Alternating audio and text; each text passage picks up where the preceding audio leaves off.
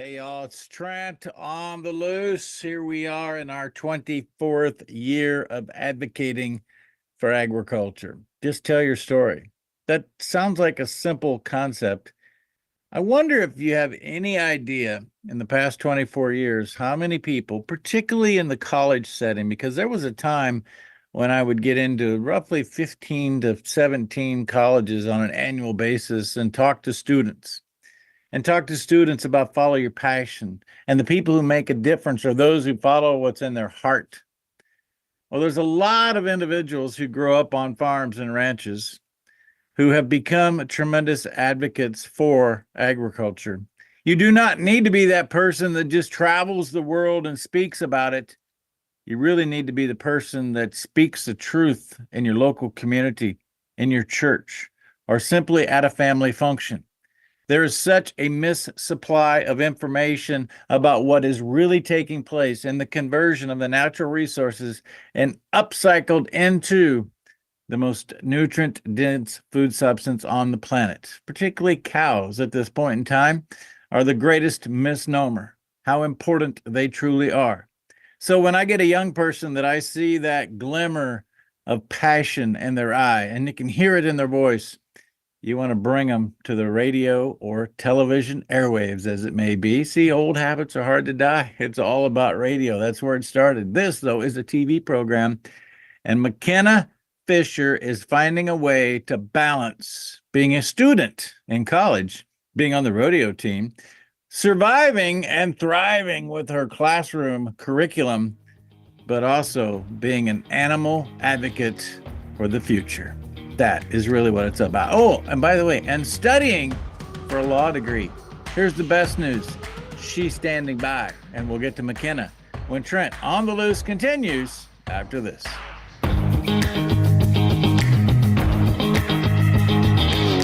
Folks, when it comes to crop protection, you need equipment and technology you can count on. The Apache sprayer accomplishes all of that, but you need something else. A service counter and a group of people that'll help you when you need it. Simpson Farm Enterprises at simpsonfarm.com and High Plains Apache from Mandan. They have the service, they have the equipment. All they need is your confidence. Online, simpsonfarm.com or highplainsapache.com. At OLS Tubs, we focus on quality ingredients to create premium, low-consumption supplements that save producers time and money. Our customers see increased profits through better conception rates, heavier winning weights, and less time and money spent on doctoring herds. OLS formulas focus on highly bioavailable trace minerals and vitamins, as well as key ingredients to improve immune response, colostrum quality, and feed conversion. Our exclusive formula propels your livestock to their full genetic potential. This is why we confidently say OLS Tubs are simply the best. Are you looking for something special or one of a kind? At Bassett Motors, we can help you find exactly what you want. Come on in and experience how small town hospitality and personal service can make car buying a pleasure. We know interest rates are important to you. We have multiple lenders to negotiate your lowest payment. Visit us on Highway 281 in Carrington, North Dakota, and online at BassettMotors.com. Bassett Motors, where our customers send their friends. In the heart of North Dakota lies a beautiful community to live, work, and play. Beulah is surrounded by nature and just minutes from Lake Sakakawea and all that it offers. The possibilities for fun and relaxation here are boundless. It's the perfect place to find a fulfilling career, epic adventures, and a welcoming community. Life here is legendary. Plan your visit today and see what you're missing. Trent Loos here for my friend Greg Hager. Do you know why he has been named the Entertainer of the Year? It's because he writes his own stuff. It's because what he writes and performs and entertains will touch you in a way like very few songwriters can touch you. His country, his Christian roots come to life. Visit greghager.com for tour dates, merchandise, and book the show yourself. Use the code GREG24 for a discount. greghager.com.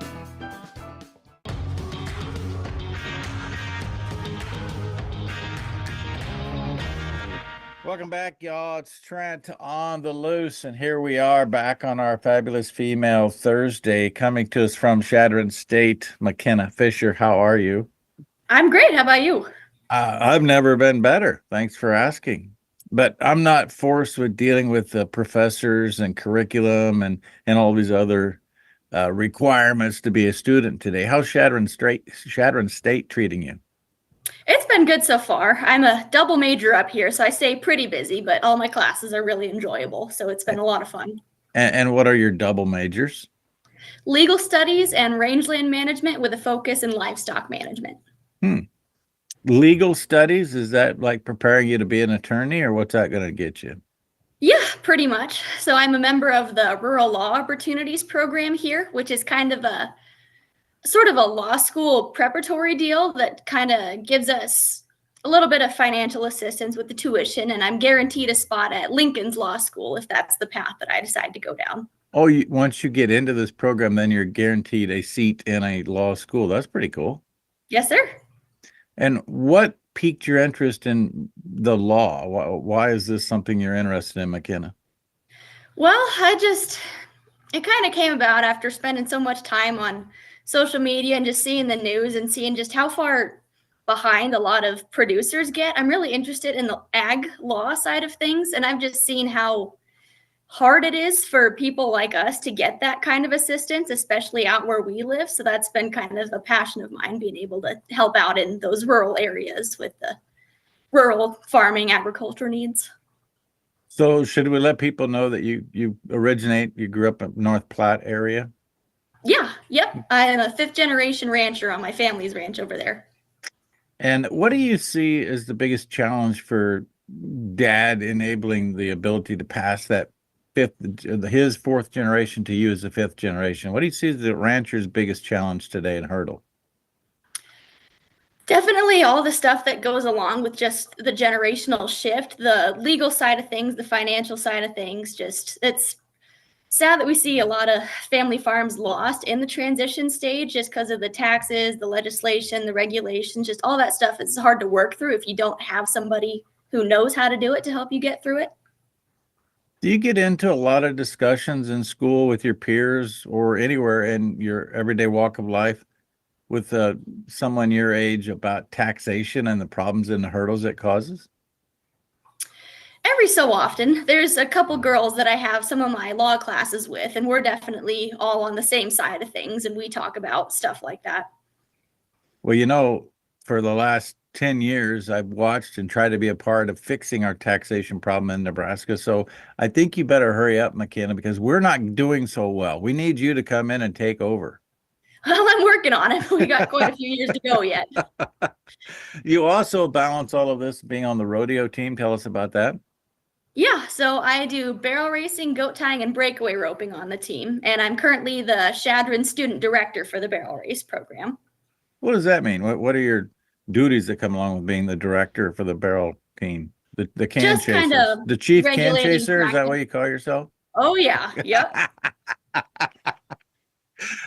Okay, I'm sorry to interrupt you. Go ahead. No, you're fine. That's I'm just kind of in charge of scheduling practices with each other. So we have obviously a lot of events on the team to balance around each other. So making sure we all have a time and space to get our work done and having the arena good condition, everybody helping each other bounce ideas off, just kind of organizing that collaboration.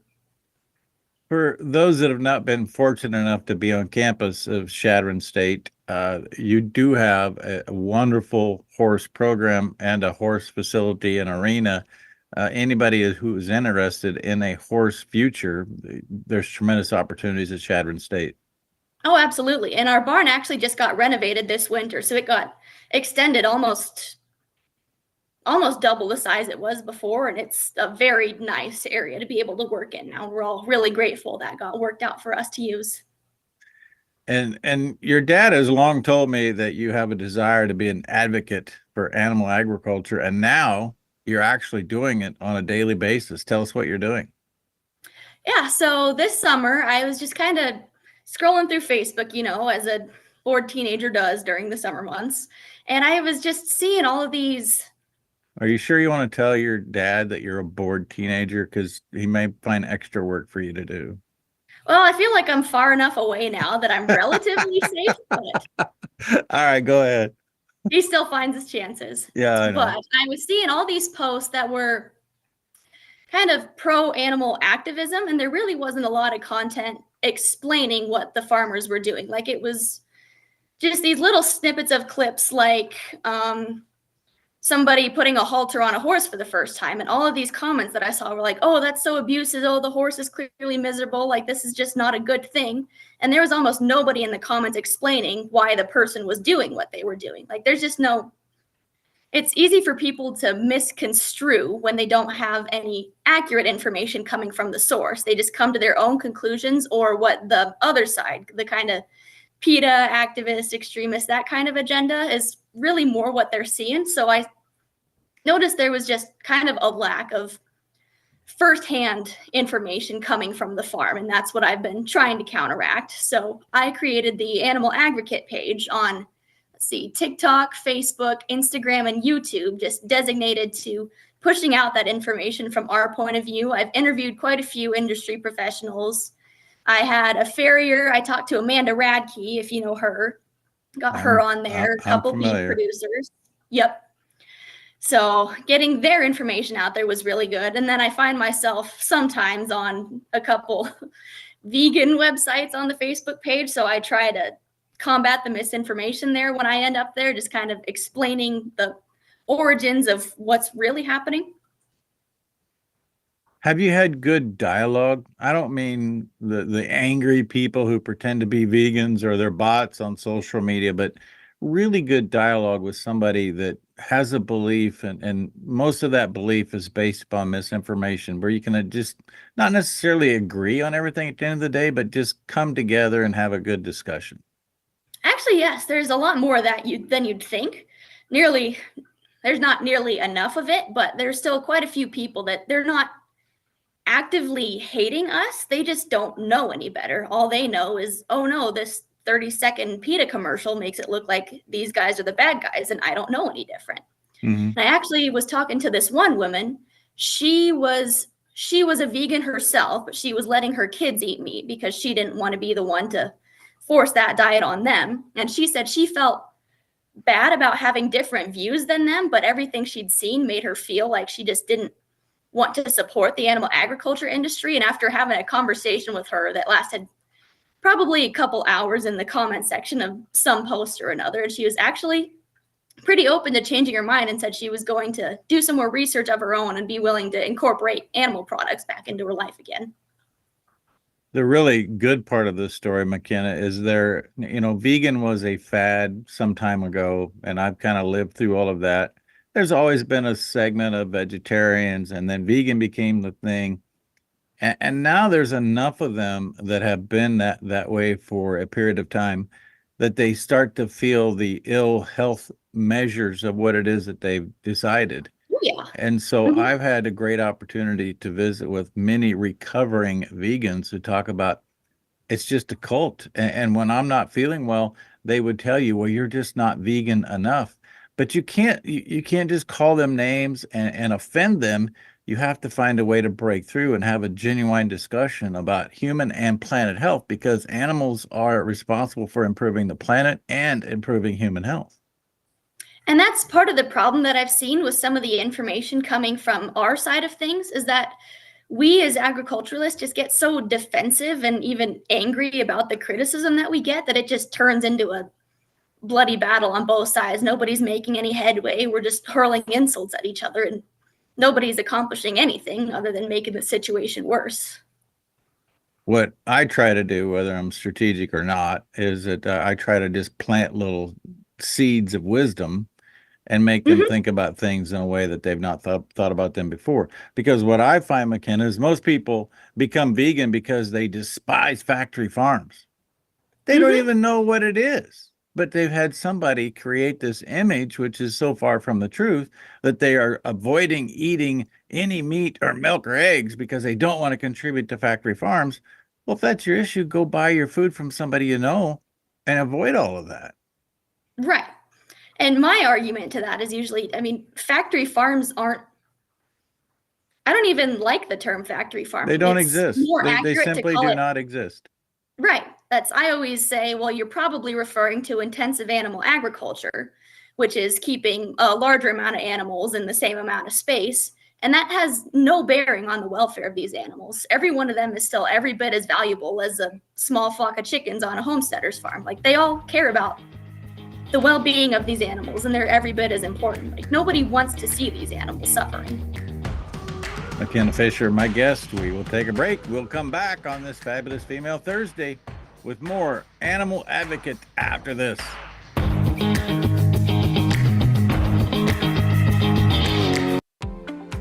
People get sick for two reasons and two reasons only. Your body's missing something that it needs, or it's exposed to something that it doesn't need. So if you supplement what the body's missing, the body fixes itself. If you remove from the body toxins that are interfering with the body's doing what it's normally designed to do, then the body heals itself. It's really that simple. NO2U, that's nitric oxide, NO2U.com, and you put Trent as coupon code, you don't pay any shipping.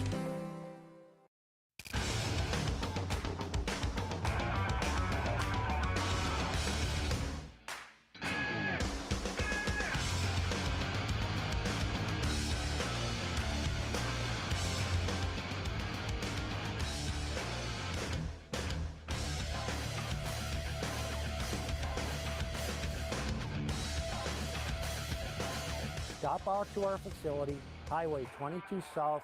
Let us build a truck for you. Base Fluke Trailers of Dickinson is a family-owned dealer with expert staff that know their products front to back. We stock over 150 units of all types and can custom order a trailer with the unique features and capabilities you require for brands you can trust. Our experienced service team is the reason we're also the best place to have your trailer customized or repaired. Count on Base Fluke Trailers of Dickinson to keep you hauling. Hello and welcome to the MHA Interpretive Center. It's the perfect stop along the Lewis and Clark Trail and the cultural hub of the Mandan, Hiraadza, and Arikara Nation. Nestled along the shores of Lake Sagaguia in Newtown, North Dakota, 1 mile west of the Four Bears Casino. You can enjoy amphitheater performances, art exhibitions, and educational workshops utilizing our Living Cultural Center. Enjoy some coffee, browse our gift shop, and learn about the original people of this land. Learn more at mhanation.com/interpretive center.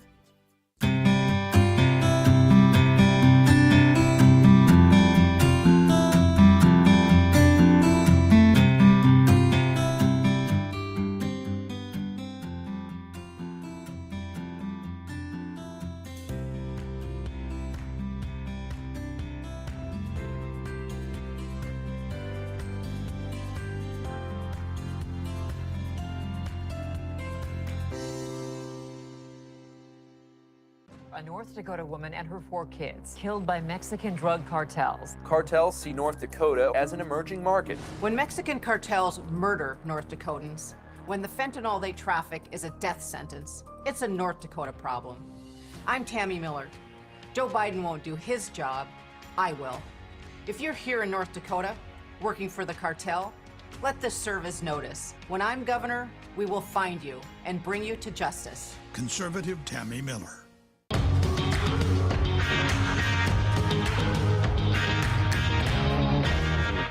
Welcome back, Trent Loos. Trent on the Loose with McKenna Fisher. She's joining us from Chadron State University, northwest mostly. For those that may not know where Chadron is at, drop straight south of Rapid City, basically South Wyoming, Dakota. basically South Dakota. There you go. What's your rodeo season looking like?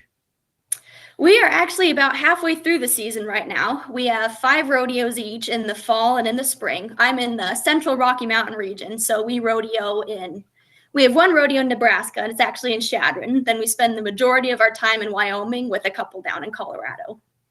Where's your one in Nebraska? In Chadron? Chadron, yep. Of course. The one and only. Well, I'd like to be at a rodeo and watch you roping something. Well, yeah, come on over. We got plenty of fun ones coming up. Send me the list. I'll see what I can do. All right. Do you find a difference in the demographics of people you interact with between Facebook, YouTube, and TikTok? Oh, absolutely. How so? On Facebook, the majority of people that I've interacted with are probably My age. 30s on upward. And TikTok, I don't know that I've ever interacted with anybody over 25. There's a Really? very definite split in the different platforms people use, and YouTube seems to be a fairly even mix, just because it's been around fairly recent, but still far enough back that, and everybody links YouTube videos on Facebook and on Instagram. So it's just kind of a meeting point for all those demographics. But yeah, the other channels, there's definitely a distinct difference. Well, not everybody, McKenna, because some of us are banned from YouTube and Facebook. Well, I have been banned from Facebook in the past. Mm-hmm. My family laughs about the handful of times I've been put in Facebook jail, we called it. Well, I wish we could just wean everybody off of Facebook, period, because it's just literally a communist platform and they're just collecting data to use against you. But that's just, you need to utilize it as much as you possibly can while you can. Mm-hmm.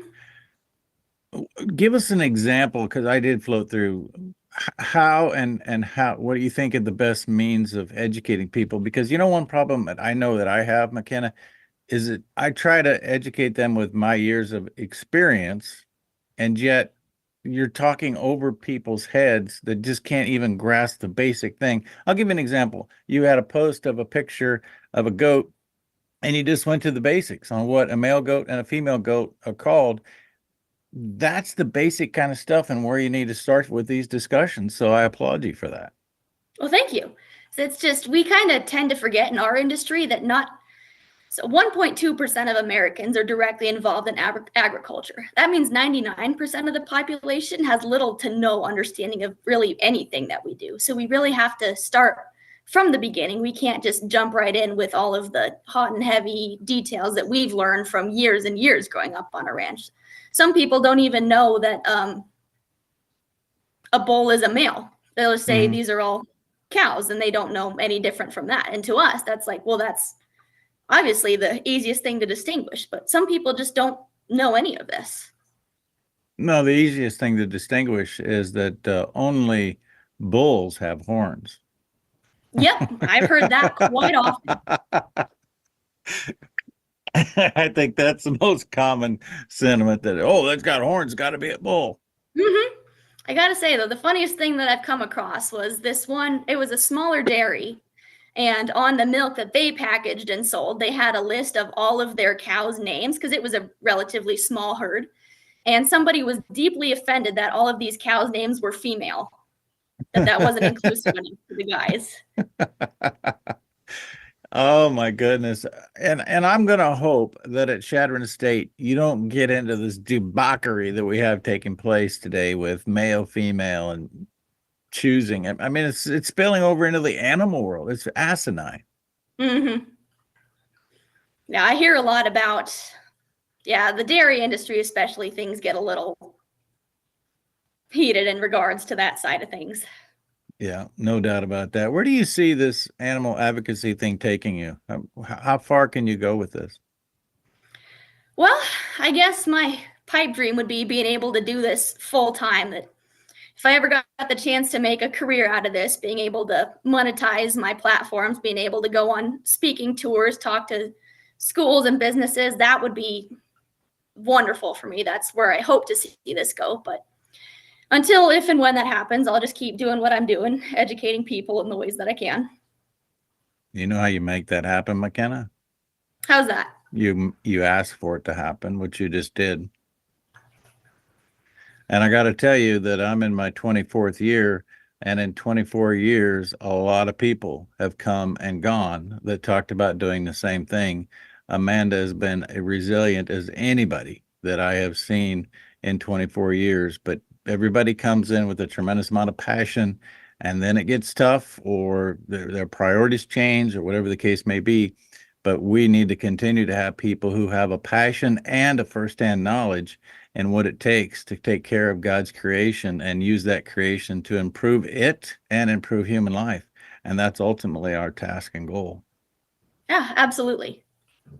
So what's the biggest challenge that you've had that you had to overcome, that you just, some night you're like, what am I doing? Why am I doing this? And then you overcame that? I guess the hardest thing has just been balancing this out with everything else that I do, because I work a couple jobs here on campus. I'm going to school. I'm on the rodeo team, still trying to be involved with my family's ranch and just have time for all of this. This is something that I'm really passionate about doing, but I have to I've really had to work to be able to fit it into my life to where this isn't everything for me, because this is definitely a big part of my life, but I know I have to balance it with all the other things going on. And so it's been something that I've had to found some tools that have really helped me to better organize, being able to schedule posts ahead of time so I can use my free time to do that, not have to be stressing about what the next piece of information is going to be. And my family's been very supportive of all this, so that's meant a lot too, and that's helped. One other area I would like you to explain to us on how this has impacted you, because it's impacted me in a great way. When I started doing this 24 years ago, I knew cattle, I knew pigs, I knew horses. And because every day you're digging to educate the non-farm public, you also learn things about your own industry that you didn't know. What have you learned in like an aha moment in digging to find information to educate people that don't know anything about the farm? Oh gosh, I've learned so many things about all the different sides of agriculture. I guess not really relating to cattle, but I remember especially looking at the farrowing crates that the pig industry uses. And I remember thinking just a couple years ago that, wow, these just look like a really bad thing. These pigs are living in cages. It's such an awful life for them. While doing my research, talking to some actual pig farmers, and I saw how important that was, that this is actually saving piglets' lives, that I realized, okay, maybe some of the things that we think are bad just from our perception, we just don't understand truly. And that's an example of one that occurred to me, that I just, even being in the beef side as opposed to the pig side, I had no idea. Well, let me give you a real life experience. As a young man, I started with 3 sows, and I'll never forget the night that I was out there and we didn't have sows in a crate. We had a little pen with a little section where pigs could get away. And I sat up with this sow all night. And when I went to bed, she had 10 pigs nursing her. And it's like 2 o'clock in the morning. And I was there getting each pig started because I'm like 10, 11 years old, McKenna. And the next morning I go out there and check that sow. And what she had done was just rolled over like this and laid on and killed 6 of her pigs in the first night after I'd spent the entire time out there with her. And that was the moment, like, oh my goodness, all that time, and look what just happened. If we can put her in a crate and save that from happening more times than not, that's what we're here for. We're stockmen and do the best job to protect the animal. McKenna Fisher, this is the last minute. What do you want us to most know today? I guess just as producers, it's really important for us to get our story out there. Whether you're a pig farmer, whether you're a crop farmer, whether you're a cattle rancher, just get your story out there. Let people know what you're doing. And if you're a consumer, it's important to get that information. Try to make these connections with the people in your community that are doing this job that literally sustains our entire species. We all have a responsibility to try to get this information out there, and it's something we all have the capability for, especially with the technology we have now. As a consumer, we recognize that there's a tremendous amount of noise. Just make sure the source that you get your information from is reliable and first-hand experience. Like McKenna Fisher, who today's comment goes from Shadman State University. Thanks, McKenna. I'll see you at the rodeo. Yep, thank you. God bless the veterans and the farmers who feed us.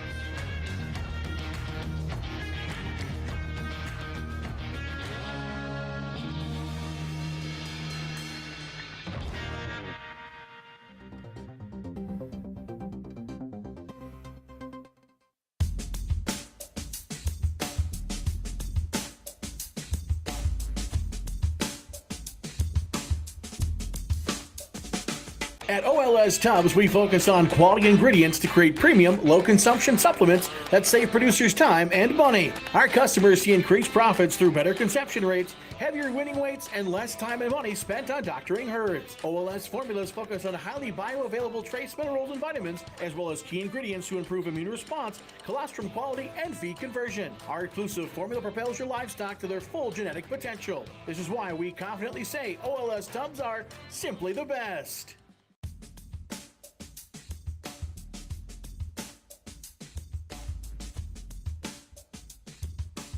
So see these cows here, Trent.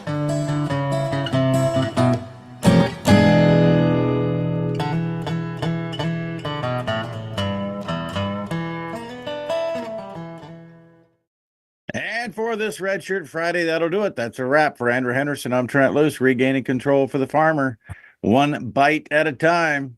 Oh, wait. I thought we just finished the show because we wasted all the good stuff before the break. Hello, everyone. I'm Trent Loos. Welcome to another Live Across the Pond with my pontification partner, Andrew Henderson. Good afternoon, UK. Good morning, USA. And we didn't waste anything. What do you want to say? We wasted a lot of good stuff before we start. We got to stop that. Luke's the instigator today. He's the problem. He's over there spurring on discussion. He's supposed to be pushing buttons. Well, he's making me think, and that's a good thing. That's not a bad thing. I can't just think when you go live on air. It's good to think prior to going live on air about what we need to talk about, what's actually going to make people think. You want to talk about the African killer bees in the 1980s? You remember that story? No, but go on. Enlighten me. I remember, graduating high school in 1984, and there was all this stuff about these killer African bees. They're going to come up from South America, and they're just going to devastate mankind. And there was concerted effort put into and discussion and rhetoric about how dangerous these bees are going to be. I'm still waiting 45 years later. I'm wondering, where are the bees? I think they're late. They haven't. Well, that was that year's scare story, Trent. Do you not realize that we have scare stories virtually every year? Well, I do, because we had that discussion off air, which shouldn't have happened.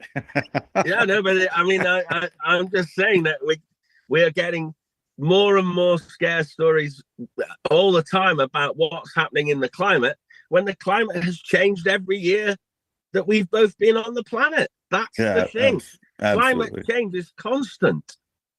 Yeah. It's not and I'm sat here in a t-shirt, which will tell you that the rain has stopped. Noah's Ark is not going to be required today.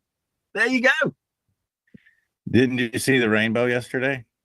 I did. This rainbow's been everywhere, actually. Okay, well, that's a promise that Noah's Ark will not come back. Oh, is it? Oh, that's another thing that so who told you that? Is that in the Bible or something? Well, of course it is. And and what's most interesting about that is it's a pet peeve of mine that the whole homosexual movement hijacked the rainbow, which was God's promise to us, mankind on earth, that he would not flood the earth again. So just think about how many times we want to repeal when we see the rainbow flag. And it's because it's been hijacked. We can't let things like that be hijacked.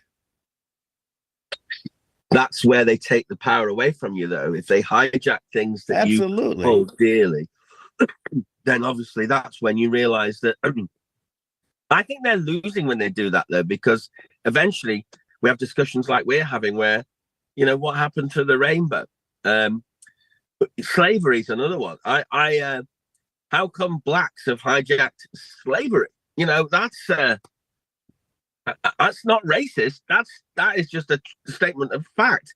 There's been people in slavery from all colors and all creeds since time began. But suddenly, these people that want to make and divide us have said that slavery is just isolated to black people, which is nonsense. It is nonsense.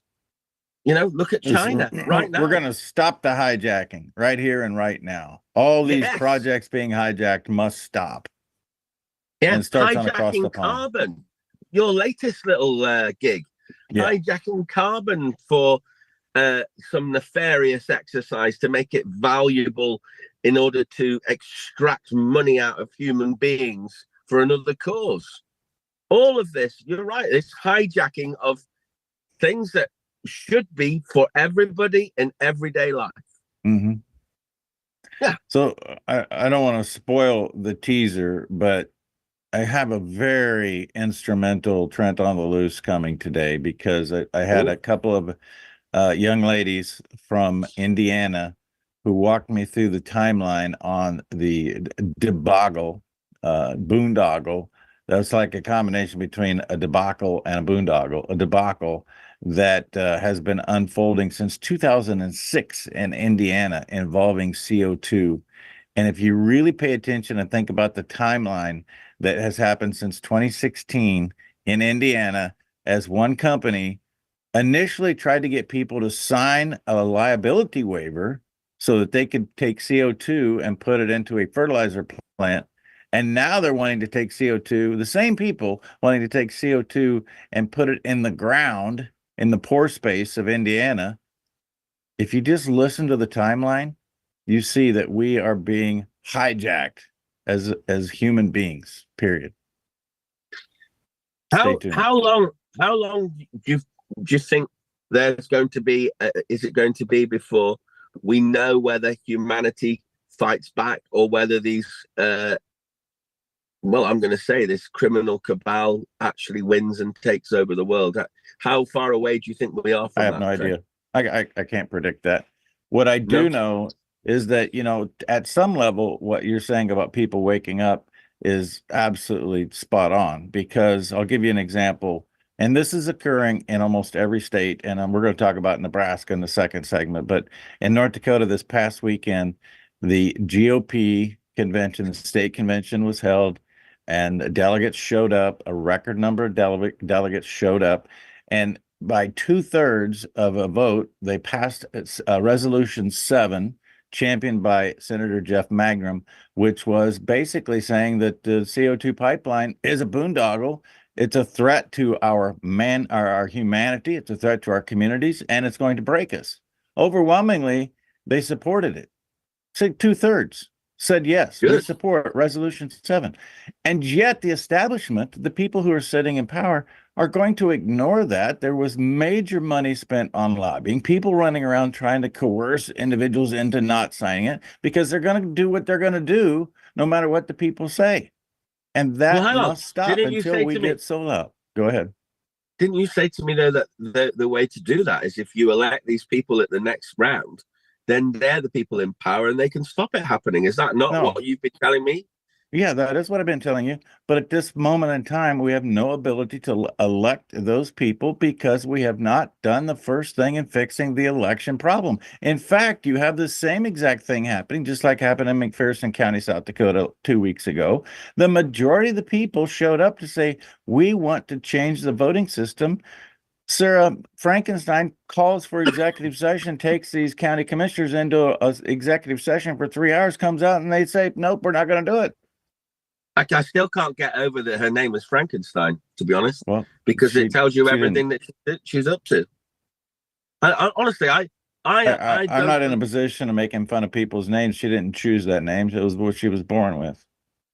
But it's ironic. Isn't it ironic? Because Frankenstein is all about creating something that's not real. And that is what we're seeing here. We're seeing voting systems that aren't real. And I can't understand why, when you go to these conventions, surely the first things that these prospective elected people should do is actually have a vote to make sure that their voting system is correct. That would be the first thing you'd want them to do. It should be the very first thing. And yet it is put on the back burner. Let's just talk a moment. And I'm using South Dakota because this is happening in every state USA. Sarah Frankenstein actually has had conversations within the last year, sitting down with people saying, we need to get these elections fixed. There's a problem with our elections. And all of a sudden now she's out trying to get counties to hire her. And as they hire her, they put down their roots and saying that we can't do anything to the elections. They are what they are. Something just like a switch flipping happened in the past year. What was that? In fact, I intended to call her earlier this week. I will call her today and ask. Yeah, you need to ask, because you need to get to the bottom of what she's trying to convey there. There's something very sinister going on there. Is it money? Is it threats to their family? How deep do these threats go? Because they're obviously very powerful, these people, especially within your three-letter agencies, because it's very obvious you have a two-tiered justice system, as we do. You know, on the one hand, you can vilify one person for all sorts of crimes. Well, just imagine if Ashley Biden's diary was Donald Trump's daughter's diary. Just imagine what they'd be doing now when a teenager said that her father had inappropriate safe contact with her own father in a shower. Just imagine if it was not, Biden, they do nothing, but just imagine if that was Trump, Trent. I mean, imagine if it was you or I. Oh, you or I, yeah. I mean, it's just how does that somebody that that with a laptop from hell, how does that guy not get? That's not just some made up crimes. This is real evidence of crimes, and he doesn't get criminally indicted. How does that happen? No, and how do the American people two-tier society? And that's a better question. How does the American society just turn a blind eye? Live across the pond. The promo is coming up now. We'll be back with more after this. Our elementary school is only 2.5 miles away from the injection site. So those pipelines will run right where our school buses run. My grandchildren go there. We don't have a lot of wealth. It's our ground, it's our heritage, and they are trying to take that away from us. It is our right, not their right, our right. Our right to own property and our right to freedom. That's what makes America.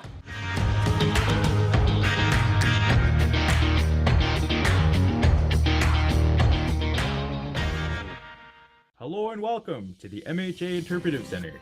It's the perfect stop along the Lewis and Clark Trail and the cultural hub of the Mandan, Hidatsa, and Arikara Nation. Nestled along the shores of Lake Sagagawea in Newtown, North Dakota, 1 mile west of the Four Bears Casino. You can enjoy amphitheater performances, art exhibitions, and educational workshops utilizing our Living Cultural Center. Enjoy some coffee, browse our gift shop, and learn about the original people of this land. Learn more at mhanation.com/interpretive center. Trent Loos here for my friend Greg Hager. Do you know why he has been named the Entertainer of the Year? It's because he writes his own stuff. It's because what he writes and performs and entertains will touch you in a way like very few songwriters can touch you. His country, his Christian roots come to life. Visit greghager.com for tour dates, merchandise, and book the show yourself. Use the code GREG24 for a discount. greghager.com.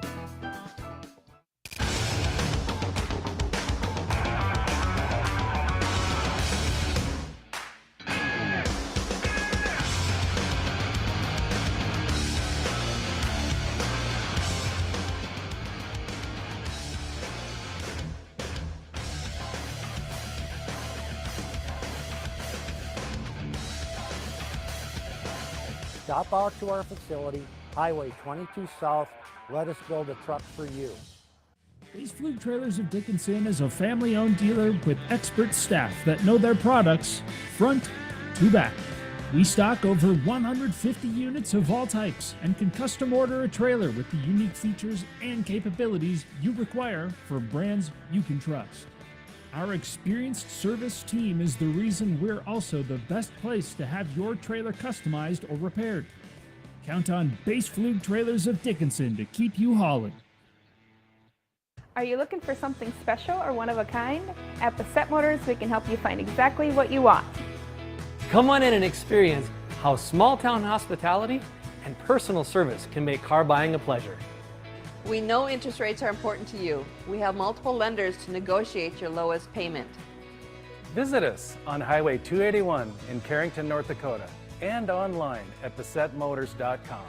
Bassett Motors, where our customers send their friends. Folks, when it comes to crop protection, you need equipment and technology you can count on. The Apache sprayer accomplishes all of that, but you need something else. A service counter and a group of people that'll help you when you need it. Simpson Farm Enterprises at simpsonfarm.com and High Plains Apache from Mandan. They have the service, they have the equipment. All they need is your confidence. Online, simpsonfarm.com or highplainsapache.com.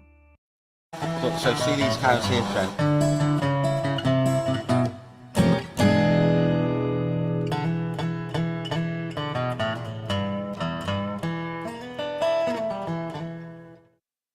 Welcome back on a Red Shirt Friday, live across the pond. Trent Loos, Andrew Henderson. And before we get back to Andrew and more Killer Bee information, I want to remind you that tonight, Valentine, Nebraska is the place to be. You know, I always talk about local government is the only answer we have going forward, and that would be the county level.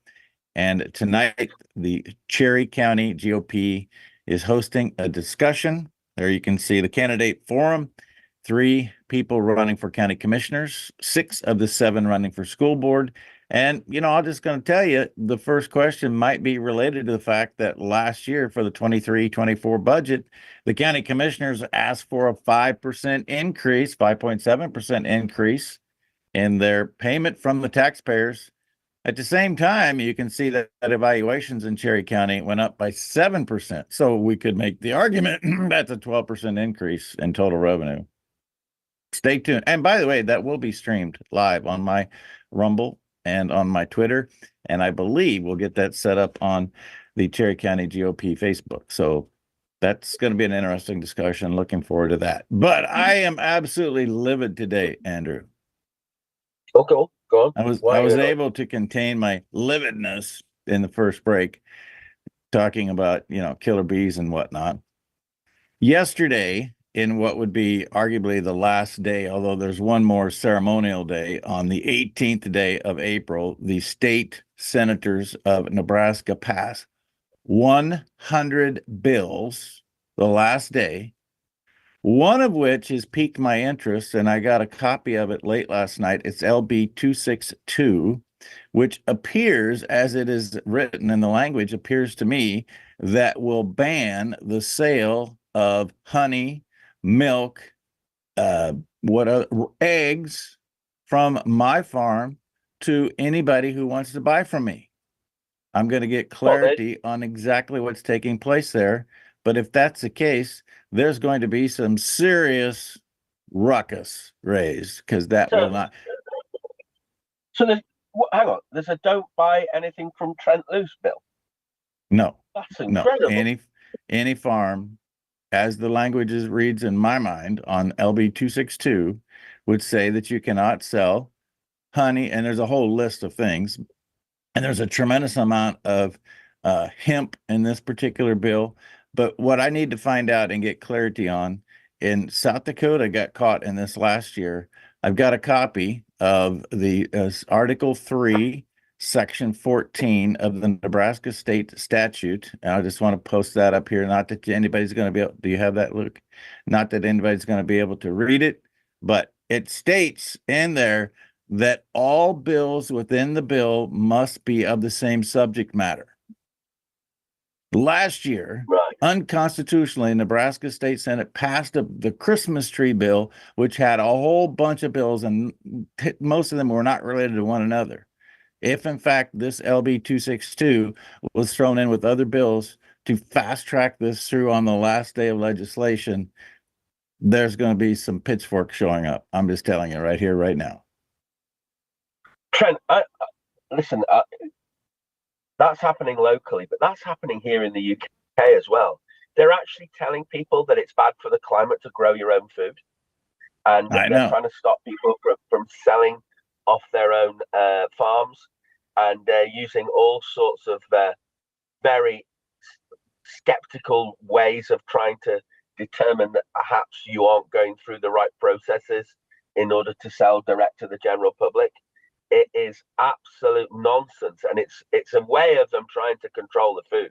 If they stop you from selling food, then they're in control of selling the food. Who is allowing that in your state legislature and your state councils and in Nebraska?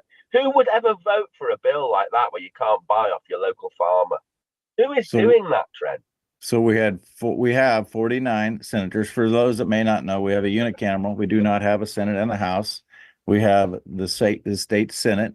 49 state senators represent the state of Nebraska, and the vote was 47-0 in favor of passing this bill. 2 people did not vote. 2 people were present, did not vote. One of those people is on the committee that also was present and did not vote before it came to the floor. 47-0 vote to pass LB 262. There's something here I don't understand. I'm going to find out. And I'm reluctant to name names right now because I just found out about it late last night, so I need more details. But I did see, and again, not going to name anybody, the correspondent from one constituent to their senator, and their senator responded, "Well, I'm not sure what was in that. I need to go look it up." Therein lies the problem.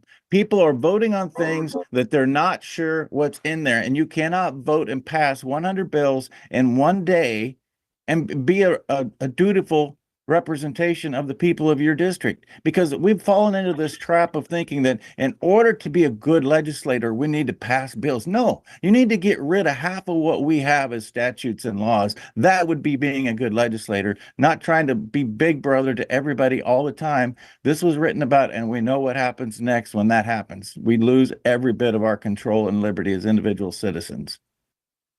Yeah, because it's a way of, if you want to change, a minority can get control over the majority by pushing through a bill that nobody knows went through. It's obvious. It's tyrannical, really. I know it's at a local level, but it's tyranny, isn't it? It is tyranny. There's nothing democratic about what you've just described. And No. which brings me back to another. I watched on this same subject, actually. I watched your interview with Robert Kennedy, and I have an observation for you. I don't know whether I picked this up correctly, but I want your view on this. Do you remember when Robert was saying to you that he wanted all the small farmers to still have control over their land and their homesteads, etc., so that that was the lifeblood of America. That's where the future came from. The family farm and all that. That was the rhetoric, wasn't it? It was. But did he mean that the way to do that is by artificially supporting those farms from the federal government? Because that was the bit that I was unsure of on how he saw facilitating that. What was your take on that? Because that really did concern me. So my take was that his rhetoric in that conversation was for the least amount of government I've ever heard him talk about. I did not hear him say he supports more government to the small farmer. He did say the USDA needs to treat the small farmer equal to the big farmer. In fact, he is very anti-big corporation, period, always has been. Where I would really like to have a longer discussion with him, and I knew going in, we had 15 minutes, that's all we had. And there was no way to have the discussion I wanted to have after the things he brought up. He talked about regenerative agriculture. I support regenerative agriculture. I assume that his definition of regenerative agriculture and mine are not exactly the same. But I have to say, I mean, he point blank said, Andrew, we need to get rid of the USDA. He really did.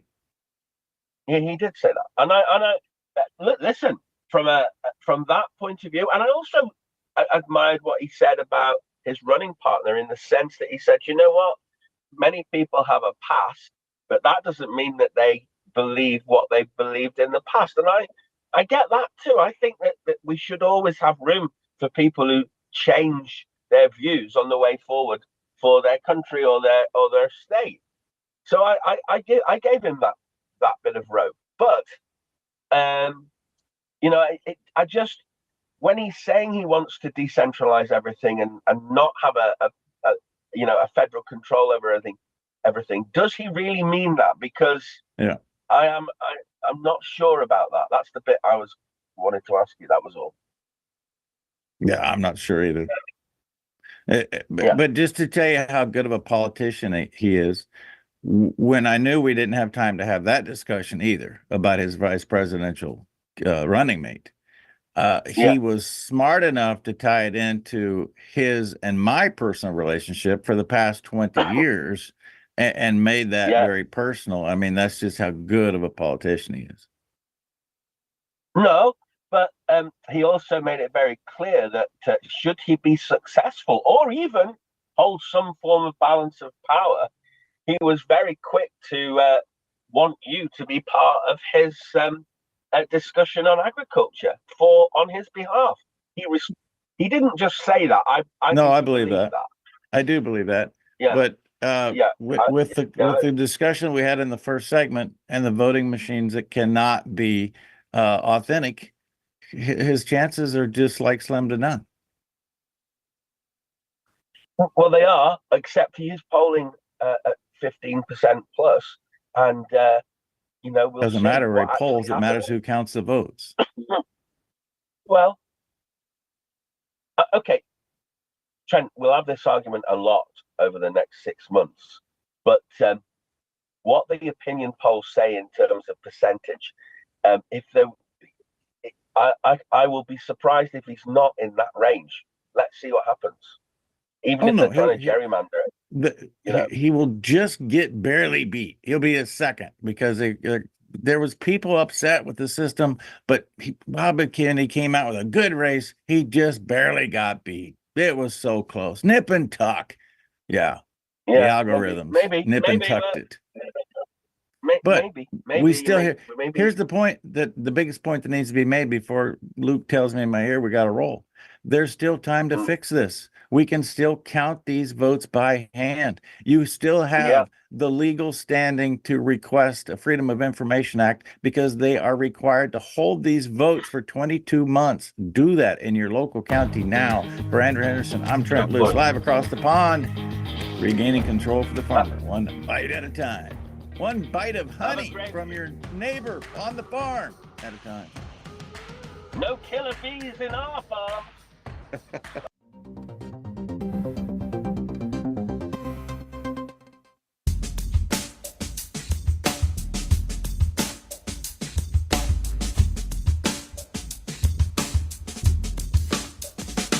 At OLS Tubs, we focus on quality ingredients to create premium, low-consumption supplements that save producers time and money. Our customers see increased profits through better conception rates, heavier winning weights, and less time and money spent on doctoring herds. OLS formulas focus on highly bioavailable trace minerals and vitamins, as well as key ingredients to improve immune response, colostrum quality, and feed conversion. Our exclusive formula propels your livestock to their full genetic potential. This is why we confidently say OLS Tubs are simply the best. People get sick for two reasons and two reasons only. Your body's missing something that it needs, or it's exposed to something that it doesn't need. So if you supplement what the body's missing, the body fixes itself. If you remove from the body toxins that are interfering with the body's doing what it's normally designed to do, then the body heals itself. It's really that simple. NO2U, that's nitric oxide, NO, number 2, letter U.com, and you put Trent as coupon code, you don't pay any shipping.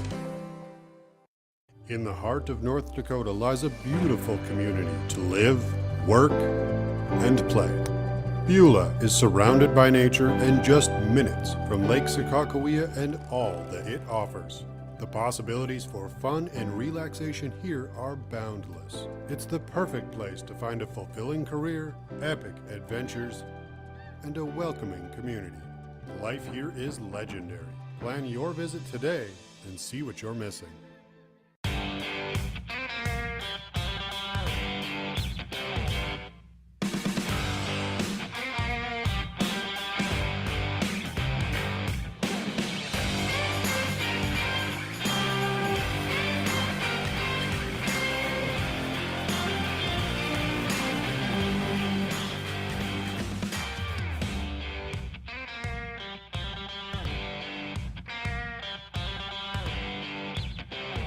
Open Range is going to be like a digital magazine, I call it. We're going to be looking at a variety of subjects from agriculture, energy, sports, art, politics, of course, and we will be talking about a lot of subjects, having a lot of guests on, and I'm going to have a variety of co-hosts. One of them is Memo Barreto, Gail Wetzel, Gene Grainer, Dustin Goverlau, and Daryl Lease.